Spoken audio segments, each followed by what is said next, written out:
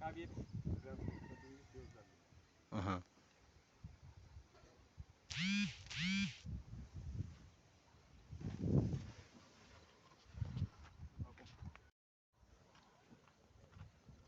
አፓርታማ ነው የሚሰራው ያልከኝ ጁስ ነው ኮምቦልቻ የጨረቃ ቤት መግዛት የምትፈልጉ እንግዲህ ቻሮ ሀገር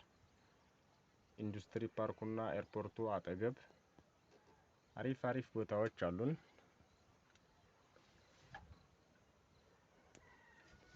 የሪያዱ ዘናጭ እዛ አጠገብ ይገኛል አብዱ አሪፍ ሰፈር ነው እንዴት አየው አይ ወዲጆዋል ቁም ነገር መናገር አሪፍ ሰፈር ለመኖሪያ ይሆናል